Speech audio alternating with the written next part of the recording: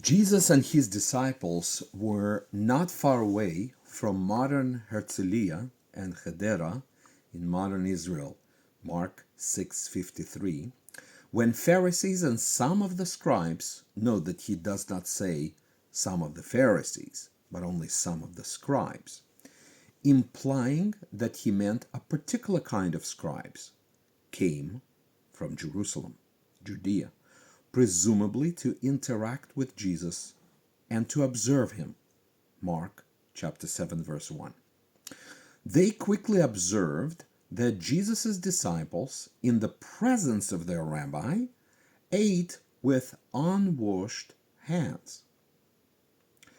Though translation incorrectly refers to them as impure hands, the original makes no such mistake.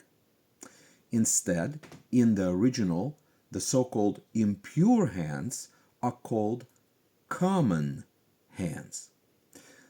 This is first of many points that clearly establishes that Mark understood Judaism or Judaisms of his time properly. To understand Mark, and hence his Jesus, we have got to become familiar with the Jewish concept of commonness versus holiness. One wonderful example with which modern Christians may easily relate to this concept is Israelite seven-day week. In Hebrew and in the Hebrew Bible, the days of the week do not have names. Rather, they are numbered. First day, Yom Rishon, is Sunday. Second day, Yom Sheni, Monday. Third day, Yom Shlishi, Tuesday, and so on. One exception to this rule is, of course, Shabbat. While it also has a number, it is seventh day to be sure, it has its own name, unlike all others. Note that all days of God's creation are good and blessed by God in some sense and in some way, but only the seventh day is set apart as holy. For example, Genesis 1:24-25. I'm hearing my dog. I don't know if you're hearing it or not, but if you do, enjoy it. This day of Israelite week is not only good, but is also holy. This is the basic meaning of holy. The basic meaning of holy is the idea of otherness, or being set apart from everything else. Pharisees invented the idea, which was wholly unknown in the Torah and the rest of the Old Testament. They believed that if the hands are washed, they would regain the status of holiness and purity, presumably lost at some point. This holiness can be lost by handling something impure. If this happens, the hands will be rendered common again. This is exactly what Mark 7:2 says in Greek original. It does not use the word for the concept of purity and impurity, but the word for the concept of commonness versus holiness. Koinais. Koinais. This is actually the word that we use for koine, Greek, common Greek.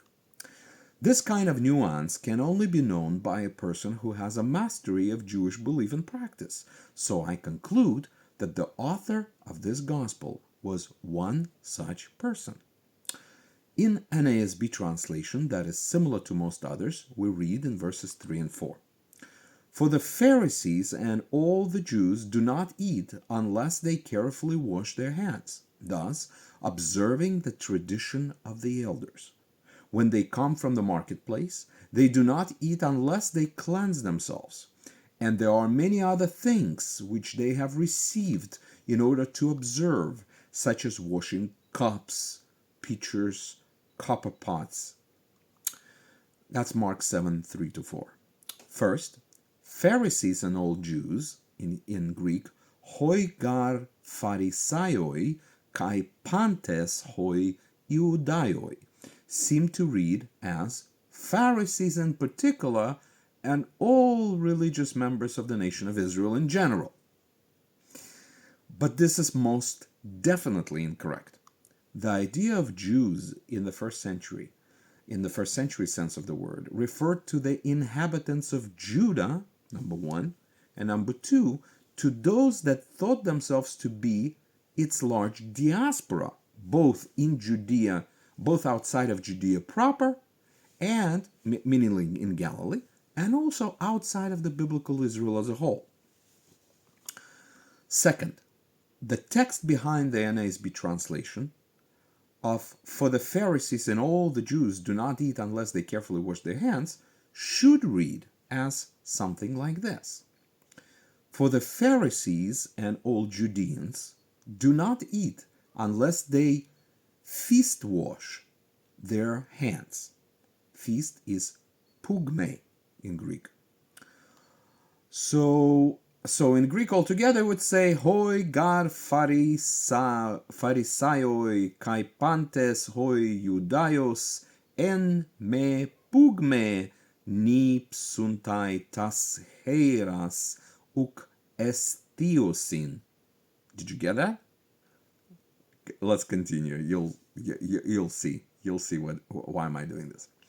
While this seems to be a very minor point, translating it, now I'm giving the NASB and all other translations. While it seems to be a very minor point, translating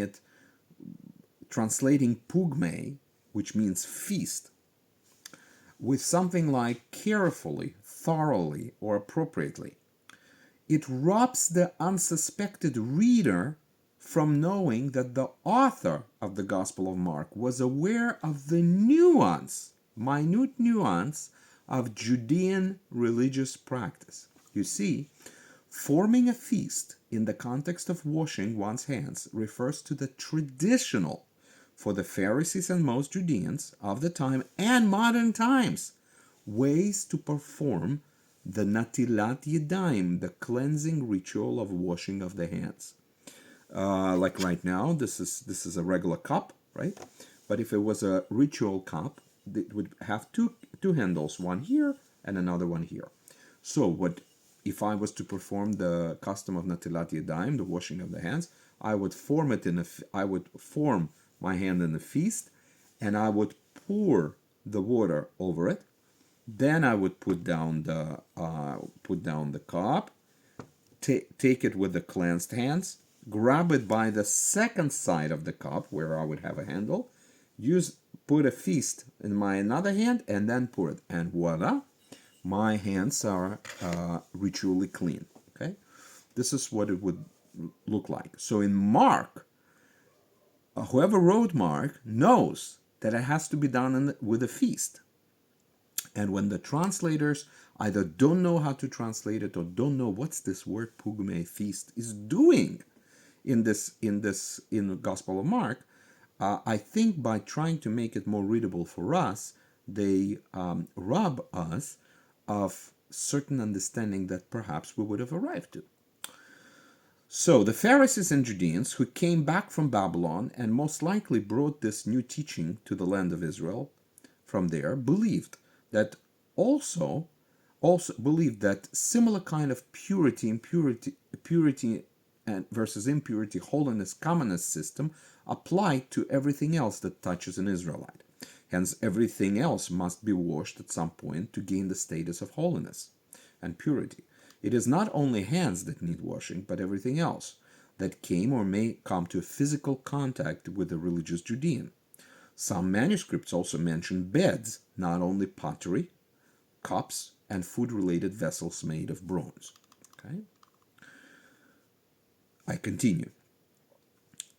Actually, let me stop here, and then I will continue in my next section.